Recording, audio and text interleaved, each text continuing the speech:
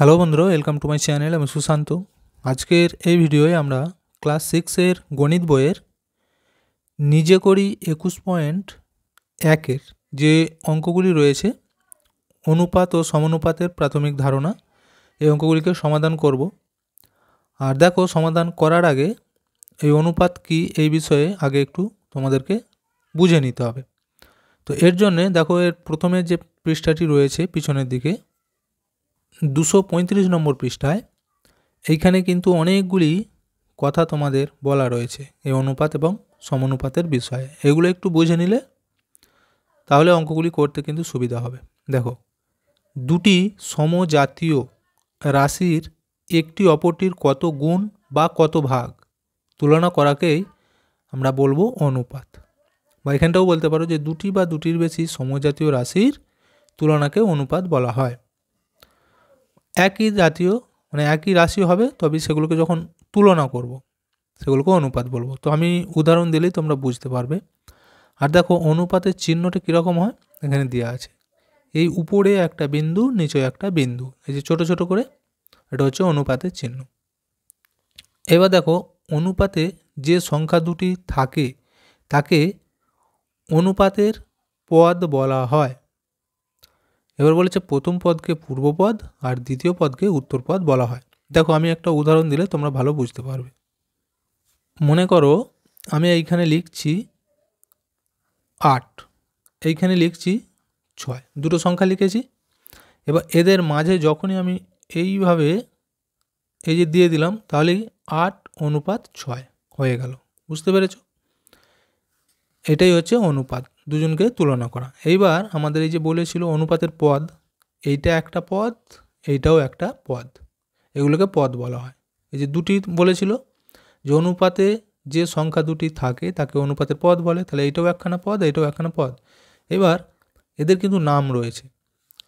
কি নাম? দেখো, প্রথম পদকে বলা হয় পূর্বপদ, মানে এটা প্রথম, তাহলে একে বলবো আমরা পূর্ব পদ।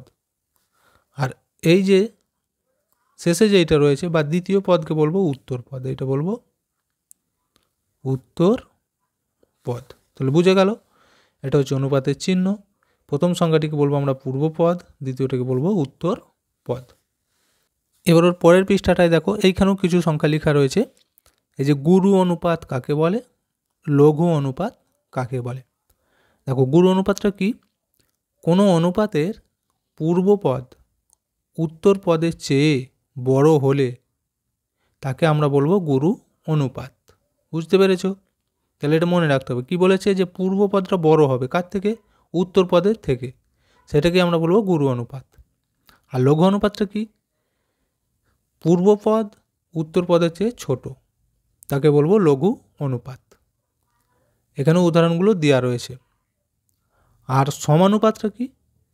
সমানুপাত হলো যখনই দেখবে অনুপাতের দুই দিকের সংখ্যায় সমান, সেটাকে বলা হয় সমানুপাত। যেমন দেখো, এই যে 5, 5, 4, 4 দেখতে পেয়েছো, দুদিকেই সমান আছে, এগুলো হচ্ছে সমানুপাত।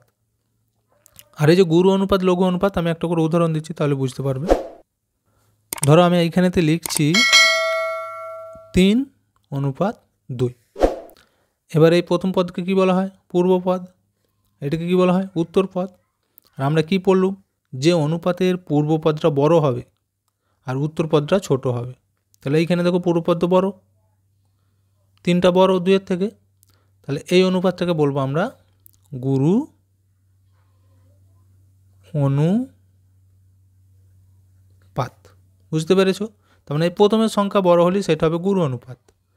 আর লঘু অনুপাত কি? প্রথমের অনুপাতটা এই সংখ্যাটা ছোট হবে, শেষেরটা বড় হবে। তাহলে দেখো, এইখানে আমি যদি আর একটা লিখি, এবার ধরো লিখছি আমি 2:5। তাহলে এই যে পূর্বপদ ছোট হয়েছে, উত্তরপদ বড়, তাহলে এক্ষেত্রে এই অনুপাতটাকে আমরা বলবো এটা লঘু অনুপাত। বুঝতে পেরেছ? তাহলে যে অনুপাতের পূর্বপদ বড়, উত্তরপদ ছোট, তাকে বলবো গুরু অনুপাত। আর যে অনুপাতের পূর্বপদ ছোট, উত্তরপদ বড়, তাকে বলবো লঘু অনুপাত। আর সমানুপাতটা কি? অনুপাতের দুদিকের সংখ্যায় সমান হবে। যদি এখানে 3 হয়, এখানেও 3, বা এখানে 4 হলে এখানেও 4, এইখানে 1 হলে এখানেও 1, এগুলোকে বলবো সমানুপাত। আর একটা জিনিস হচ্ছে ব্যস্তানুপাত। ব্যস্তানুপাত কাকে বলে? ধরো এখানে আমি একটা অনুপাত লিখছি 3:6। ব্যস্তানুপাত মানে হলো এই যে পূর্বপদ ছিল এটা সরে চলে যাবে কোথায়? উত্তর পদে, আর এই উত্তর পদ যেটা ছিল সেটা চলে আসবে পূর্ব পদে। তার মানে প্রথমে এসে যাবে 3, এই 6, 3টা চলে যাবে শেষে। দেখতে পেয়েছো, ছিল প্রথমে চলে এলো লাস্টে, এটা লাস্টে ছিল চলে এলো এখানে, মানে স্থান পরিবর্তন করছে, এটাই হয়ে যাচ্ছে ব্যস্তানুপাত। এরকম আরও যদি আমি লিখি, মনে করো আমি লিখছি 2, 7, তাহলে এর ব্যস্তানুপাতটা কী হবে? প্রথমে এসে যাবে 7, 2টা চলে যাবে শেষে, তাহলে পূর্ব পদের জায়গায় উত্তর পদ, উত্তর পদের জায়গায় পূর্ব পদ। আর একটা জিনিস এখানে রয়েছে যে ওই অনুপাতকে আমরা আবার ভগ্নাংশের আকারেও লিখতে পারি, লব এবং হরের আকারে। তখন কী হবে দেখো, যেটা পূর্ব পদ মানে প্রথমে যে সংখ্যাটা থাকে সেটা লব উপরে চলে যায়, আর উত্তর পদ মানে যেটা শেষে থাকে সেটা হর নিচয় বসে যায়, ভগ্নাংশের আকারেও লেখা যায়। আমি একটু দেখিয়ে দিচ্ছি তাহলে বুঝতে পারবে। আর এখানে আছে সমতুল্য। সমতুল্যটা কি? পূর্বপদ এবং উত্তর পদকে শূন্য ছাড়া একই সংখ্যা দিয়ে গুণ বা ভাগ করলে অনুপাতের মানের কোনো পরিবর্তন হয় না, ওই অনুপাতগুলিকে বলা হচ্ছে সমতুল্য অনুপাত। দেখো আমি এখানে একটা করে উদাহরণ দিই।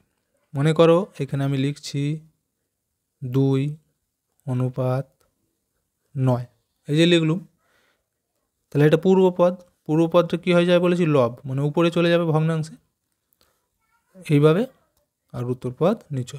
তাহলে এইভাবে কিন্তু ভগ্নাংশের আকারে লেখা যায়, প্রথমেরটা উপরে, এটা চলে এলো এখানে। বুঝতে পেরেছ? আর যেটা বলেছে সমতুল্য ভগ্নাংশ, সমতুল্যটা কি? মনে করো আমি এইখানে লিখছি 3:6। সমতুল্য মানে হচ্ছে এই অনুপাতটাকে আমরা যদি ভাগ করি একই সংখ্যা দিয়ে ভাগ করব দুজনকে, যদি গুণ করি একই সংখ্যা দিয়ে দুজনকে গুণ করতে হবে, তাহলে সেটাই হচ্ছে সমতুল্য, মানে এর মানের কোনো পরিবর্তন হবে না। মনে করে একে যদি আমি ভগ্নাংশের আকারে লিখছি এইভাবে, ধরো গুণ করব, একেও 2 দিয়ে গুণ করলে একেও 2 দিয়ে গুণ করতে হবে, তাহলে এটা হয়ে যাচ্ছে 3 দুগুণে 6, 6 দুগুণে 12 হলো। আর মনে করে আমি যদি এটাকে যদি ভাগ করতাম, ভাগ করব, কত দিয়ে ভাগ করব? দেখো আমি যদি 3 দিয়ে ভাগ করি তাহলে একেও 3 দিয়ে ভাগ করব, একেও 3 দিয়ে ভাগ করতে হবে, 3 এটা ভাগ চিহ্ন হবে, তাহলে 3কে 3 দিয়ে ভাগ করলে এটা যাবে 1, 3, 6কে 3 দিয়ে ভাগ করলে হয়ে যাবে 2। বুঝতে পেরেছো? মানে ভাগ করলেও একই সংখ্যা দিয়ে ভাগ করব, গুণ করলেও একই সংখ্যা দিয়ে গুণ করব, সেগুলো হচ্ছে সমতুল্য। এবার দেখো অঙ্কগুলি করব। একটা বলেছে আমার বাসার ঘরের মেঝের মাপ নিলাম, দেখছি বাসার ঘরের আয়তক্ষেত্রকার মেঝের দৈর্ঘ্য 8 মিটার, প্রস্থ 5 মিটার। বসার ঘরের মেঝের দৈর্ঘ্য ও প্রস্থের অনুপাত কত তা হিসাব করে লিখি। এই অনুপাত লঘু অনুপাত না গুরু অনুপাত লিখি। তাহলে প্রথমে যেগুলো বলেছে সেগুলোকে ভালো করে আগে লিখে নেবে। এই যে বলেছে আয়তক্ষেত্রকার মেঝের দৈর্ঘ্য আর প্রস্থ, যেটা বলেছে আমি লিখে নিচ্ছি। তাহলে এখানে লিখব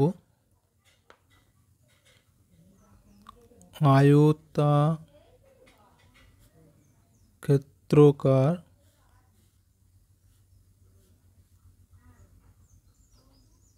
মেঝের দৈর্ঘ্য 8 মিটার ও প্রস্থ 5 মিটার, এটা বলেছিল। তাহলে দৈর্ঘ্য এবং প্রস্থ আমি কিন্তু লিখে দিয়েছি। এবার লিখব যে অনুপাত, তাহলে আয়তক্ষেত্রকার মেঝের দৈর্ঘ্য, এখানে লিখব অনুপাত প্রস্থ। বুঝতে পেরেছ? তাহলে এখানে আমি যদি সমান দিই তাহলে দৈর্ঘ্য কত ছিল দেখো 8 মিটার, এখানে লিখব 8, অনুপাত দেবো, প্রস্থ ছিল এখানে 5, এখানে 5 দেবো। এবার দেখো এই অনুপাতগুলি করার পর সেগুলোকে যদি ভাগ করে ছোট করা যায়, ভাগ করে ছোট করতে হয়। যেমন আগেরটাতে আমি বুঝালাম যে ভাগ যদি করতে হয় তাহলে একই সংখ্যা দিয়ে দুজনকে ভাগ যদি করা যায় তবেই ভাগটা করব। এখানে দেখো একই সংখ্যা দিয়ে দুজনকে কিন্তু ভাগ করা যাবে না, তাহলে এইটাই আমরা কিন্তু রেখে দেবো।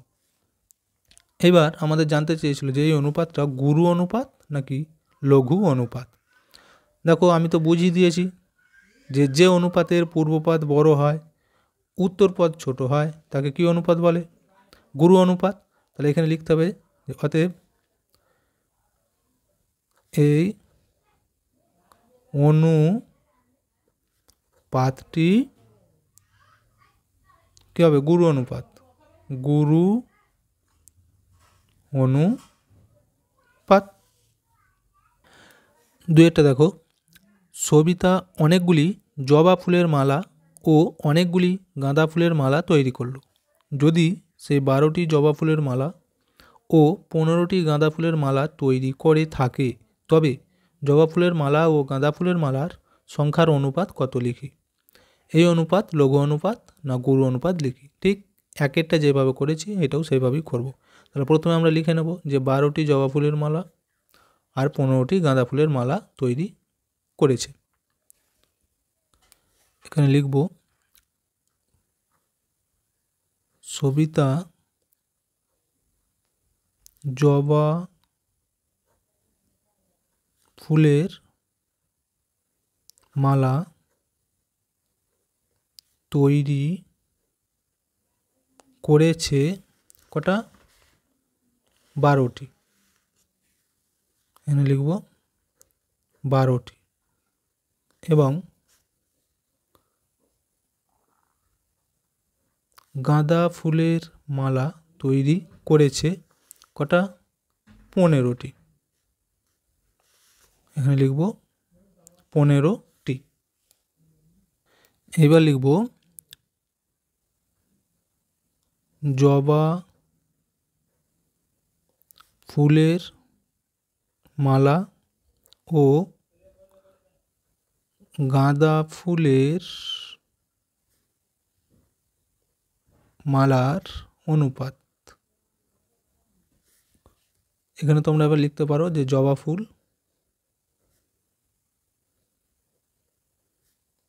অনুপাত গাঁদা ফুল। গাঁদা ফুল দেখো নিচে আমি যদি সমান দিই তাহলে জবা ফুল কত ছিল? এই যেখানে বলে দিয়েছিল 12টি। তাহলে জবা ফুলের জায়গায় লিখব 12, এখানে অনুপাত। এবার দেখো গাঁদা ফুলের মালা কত বলেছিল? 15টি, এখানে লিখব 15। দেখো এরপর এইটাকে আমরা কিন্তু ছোট করতে পারি। হ্যাঁ, এটাকে ভাঙলে কিন্তু ছোট করা যাবে। তোমরা এটা চাইলে ছোট করতেও পারো, এইভাবেও রেখে দিতে পারো। দেখো আমি কিন্তু 3 দিয়ে দুটোকেই ভাগ করতে পারবো। 3 দিয়ে একেও ভাগ করলে হবে 3 4 12 4, একে 3 দিয়ে ভাগ করলে হবে 5। দেখো আমি যদি করি এখানে যে যাবে 4, এটা হয়ে যাবে 5 3 দিয়ে ভাগ করলে। এবার আমাদের জানতে চেয়েছিল যে এই অনুপাতটি কী অনুপাত। দেখো এর পূর্বপদ ছোট উত্তরপদ বড়, তাহলে এটা কী অনুপাত হবে? লঘু অনুপাত। তাহলে লিখতে হবে যে এই অনুপাতটি লঘু অনুপাত। 3 দেখো, আমার ও সুতোপার বয়সের অনুপাত 5:6। আমার বয়স 10 বছর হলে সুতোপার বয়স কত হিসাব করে লিখি। তাহলে এইটা কিভাবে করবে? যেরকম লেখা আছে প্রথমে এইভাবে আমরা আগে লিখে নিই যে আমার ও সুতোপার বয়সের অনুপাত, আর আমার বয়স 10 বছর।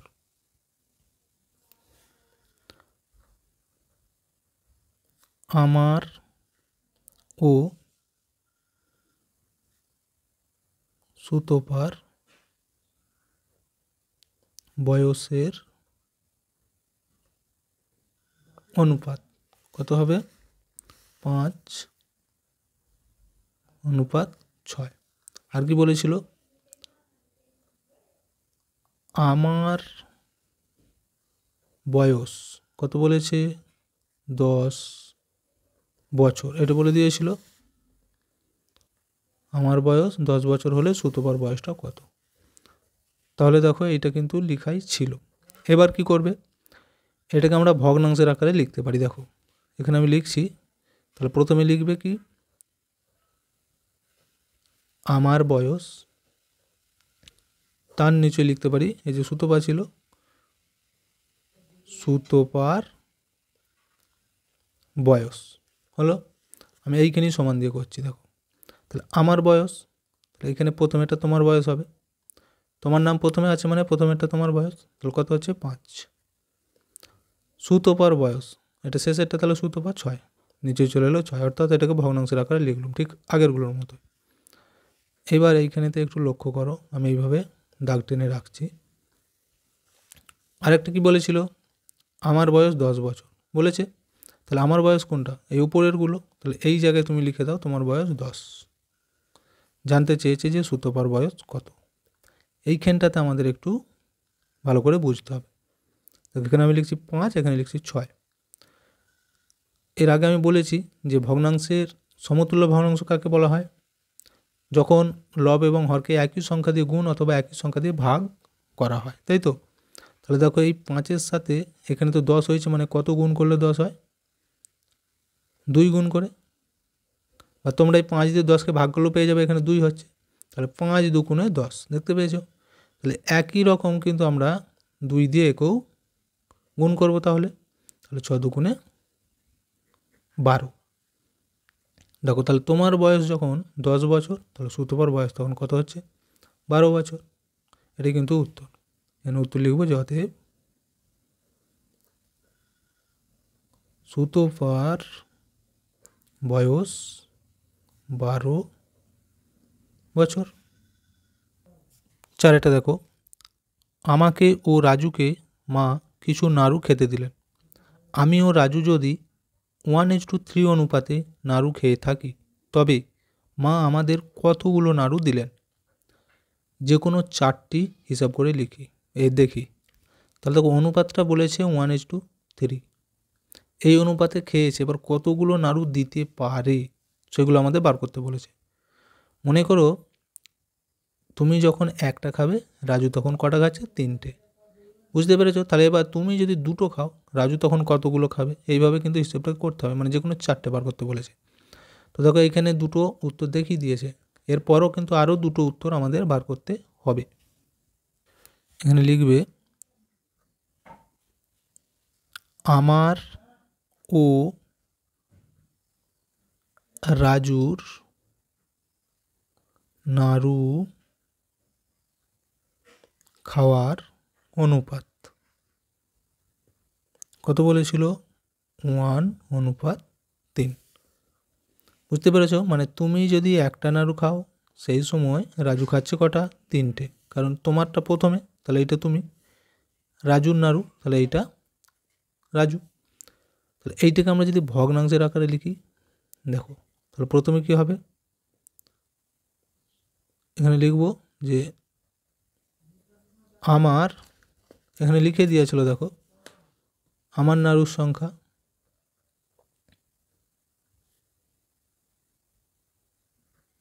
নিচে লিখব রাজুর নাড়ুর সংখ্যা। তাহলে তোকে এটাকে অনুপাত করলে কত হচ্ছে, আমার নাড়ু মানে এটা তোমার, তাহলে 1, আর রাজু নিচেই ছিল 3, তাহলে এটা হচ্ছে অনুপাত। তাহলে দেখো, তুমি যখন একটা নাড়ু খাচ্ছ, রাজু তখন 3টে নাড়ু খাচ্ছে, তাহলে এক্ষেত্রে মোট নাড়ু কটা হচ্ছে, গুনে দেখো, এই 1 + 3 সমান কত হচ্ছে, 4টি। তাহলে মা যদি 4টে নাড়ু দেয়, সেক্ষেত্রে রাজু খাচ্ছে 3টে, আমি খাচ্ছি একটা, হলো। আবার ধরো, এইটাকে যখন এবার আমরা সমতুল্য ভগ্নাংশ করব, মানে সমতুল্যটা কেমন হয় বলেছি, একই সংখ্যা দিয়ে গুণ করতে হয়। তাহলে মনে করে একে যদি আমি 2 দিয়ে গুণ করি, একেও 2 দিয়ে গুণ করব, তাহলে কত হচ্ছে, 2 × 1 = 2, 3 × 2 = 6। তাহলে এক্ষেত্রে দেখো, তুমি যখন 2টো নাড়ু খাচ্ছ, বা আমি যখন 2টো খাচ্ছি, তখন রাজু খাচ্ছে কটা, 6টা, তাই তো। তাহলে এক্ষেত্রে মোট নাড়ু কটা হচ্ছে, দেখো, 2 + 6 সমান 8টি। তাহলে এক্ষেত্রে মা যদি 8টা নাড়ু দেয়, তখন আমি খাচ্ছি 2টো, রাজু খাচ্ছে 6টা। আবার দেখো, এই 1-3কেই আমি যদি গুণ করি, ধরো 3 দিয়ে গুণ করছি, তাহলে 3 1-কে 3, 3 3-কে 9। সমতুল্য মানে একই সংখ্যা দিয়ে লবহরকে গুণ করতে হয় বলেছি। এবার দেখো, তুমি যখন 3টে নাড়ু খাবে বা আমি যখন খাচ্ছি, এটা যদি আমি দিই ধরি, আমি খাচ্ছি 3টে, সেই সময় রাজু খাচ্ছে কটা? 9টা। তাহলে মোট নাড়ু কটা হচ্ছে? 3টে আর এই 9টা যোগ করে সমান হচ্ছে 12টি। তার মানে মা যদি 12টা নাড়ু দেয়, আমি খাচ্ছি 3টে, সেই সময় রাজু খাচ্ছে 9টা। আবার একটা বার করবো, দেখো, যদি 4 দিয়ে গুণ করি, তাহলে 4 1-কে 4, 3 4-এ 12। এক্ষেত্রে দেখো, তুমি যখন 4টে খাবে, রাজু তখন খাচ্ছে কত? 12টা। তাহলে মোট নাড়ু কত হবে? 4 যোগ 12, 12 আর 4-এ হচ্ছে 16টি। তাহলে মা যদি 16টি নাড়ু দেন, সেই সময় রাজু খাচ্ছে 12টা, আমি খাচ্ছি 4টে। এইভাবে কিন্তু হিসেবগুলো বার করতে হয়। তাহলে দেখো, আমাদের প্রথমে কিন্তু দুটো বলে দিয়েছিল, 4টে আর 8টা। এই দুটো দেখো তোমাদের এখানে দেওয়া ছিল উত্তরেতে, একটা 8টি আর 4টি। তাহলে এর পরেরগুলো আমরা লিখতে পারি যে অতএব মা নাড়ু দিতে পারেন 12টি বা 16টি। বুঝতে পেরেছ? তাহলে এখানে উত্তরটা তোমরা লিখে দিতে পারো যে অতএব মা আমাদের নাড়ু দিতে পারেন কটা? 12টি বা 16টি। 5এটা দেখো, আজ আমরা মোট 10 জন মাঠে খেলতে এসেছি। যদি আমাদের মধ্যে মেয়ে ও ছেলের সংখ্যার অনুপাত 2:3 হয়, তবে কতজন মেয়ে ও কতজন ছেলে খেলতে এসেছে হিসাব করি। তাহলে কি বলেছে? মোট হচ্ছে 10 জন, তার মধ্যে এই অনুপাতে এসেছে যে যদি 2 জন মেয়ে হয়, 3 জন ছেলে। তাহলে কারণ মেয়েটা প্রথম লেখা আছে, তাহলে এটা মেয়ে ধরবো, ছেলেটা এইটা ধরবো। বুঝতে পেরেছো? তাহলে যেগুলো আছে আগে লিখে নিই। এখানে লিখবে মাঠে খেলতে এসেছি মোট কতজন? 10 জন। এবার যেটা বলেছিল ছেলে ও মেয়ের অনুপাত, প্রথমে মেয়ে ছিল,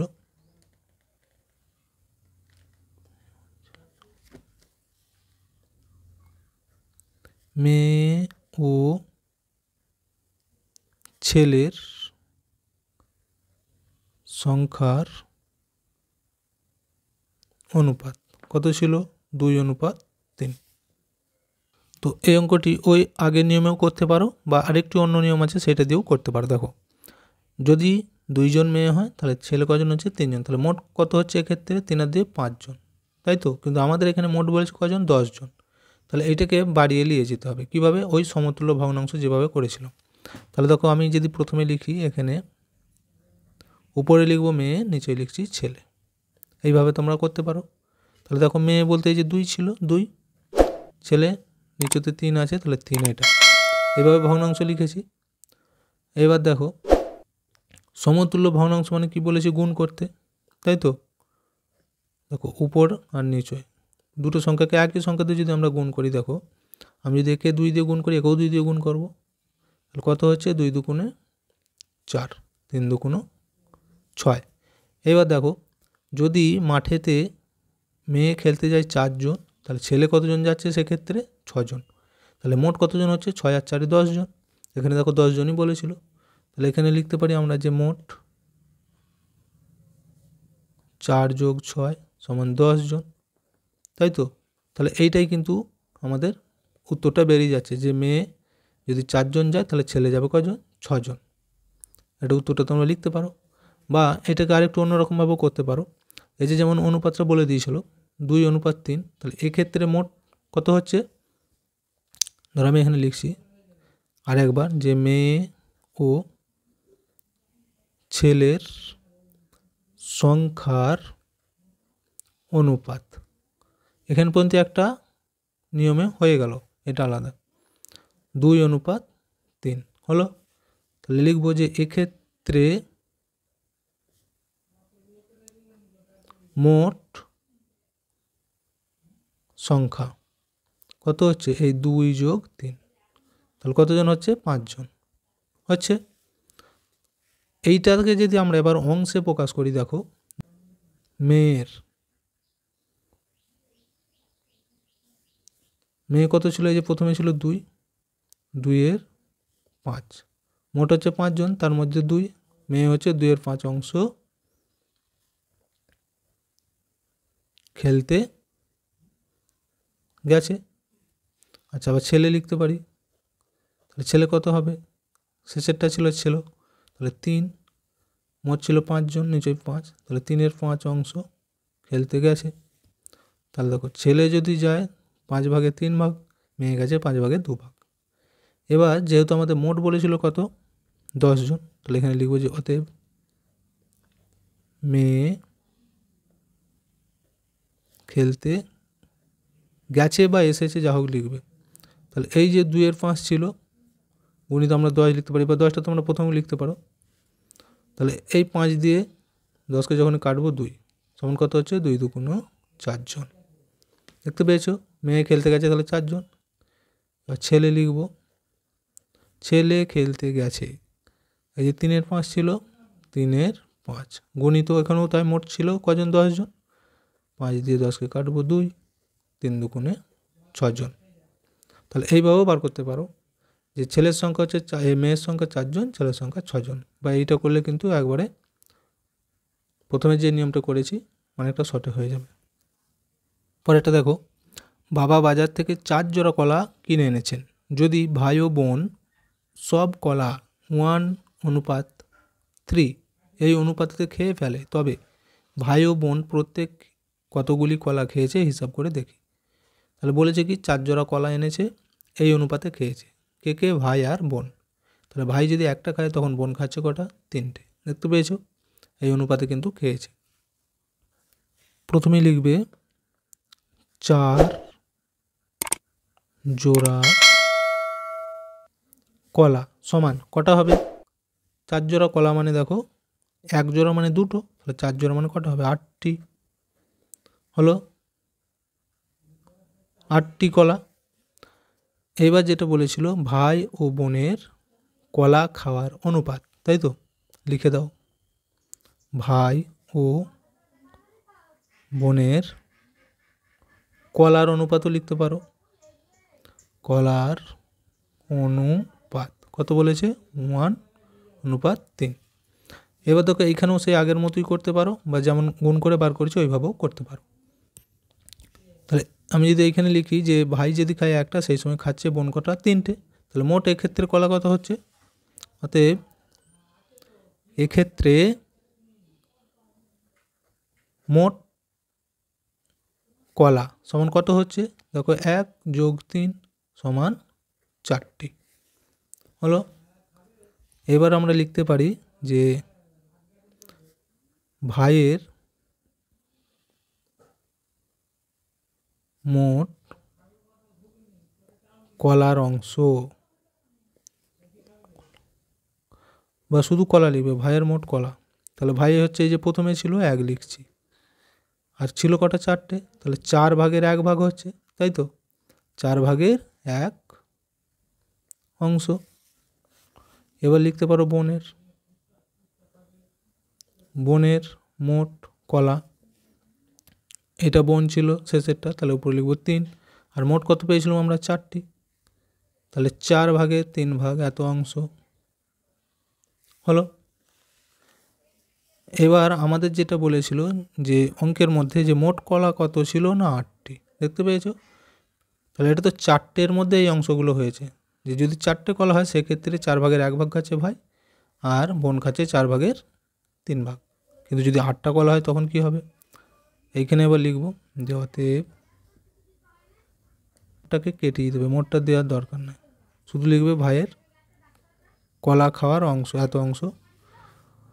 আচ্ছা, এখানে লিখবে ভাইয়ের মোট কলার সংখ্যা কত হবে, দেখো এখানে ছিল কটা, 8টা, এই 1-এর 4 গুণিত 8 লিখতে পারো, তাহলে 4 দিয়ে 8কে ভাগ করে হচ্ছে 2 সমান 2টি, তার মানে ভাই কলা খাচ্ছে কটা, 2টো। তখন বোন কটা খাবে? বোনের মোট কলার সংখ্যা কত ছিল? 3-এর 4 গুণিত তাহলে 8, 4 দিয়ে 8কে ভাগ করলে হচ্ছে 2 সমান 3 দুগুণে 6টি। দেখতে পেয়েছো? তাহলে ভাই যখন 2টো কলা খাচ্ছে, বোন তখন খাচ্ছে কটা? 6টা। এইভাবে কিন্তু উত্তরটা বার করতে পারো, বা ওইটা ওই আগের মতো করেও বার করতে পারো সেই নিয়মেতে। এই যে এইভাবে অনুপাত করে ভগ্নাংশ করে দিলে 1-এর 3 হচ্ছে। এবার দুজনকে একই সংখ্যা দিয়ে গুণ করবো, একে 2 দিয়ে গুণ করলে একেও 2 দিয়ে গুণ, তাহলে 2 1-কে 2, 3 দুগুণে 6। এভাবে করলে এক লাইনে বেরিয়ে যাবে। তাহলে এটা উত্তর হয়ে যাবে ভাই, আর এটা হচ্ছে বোন। বুঝতে পেরেছো? তাহলে এইভাবেও করতে পারো যে ভাই যখন 2টো খাচ্ছে, বোন তখন 6টা খাচ্ছে, সমতুল্য আকারে। তো ভিডিওটা এখানেই শেষ করছি। ভিডিওটি ভালো লাগলে অবশ্যই একটা লাইক দিয়ে দিও, আর শেয়ার করে অন্যদেরকেও দেখার সুযোগ করে দিও।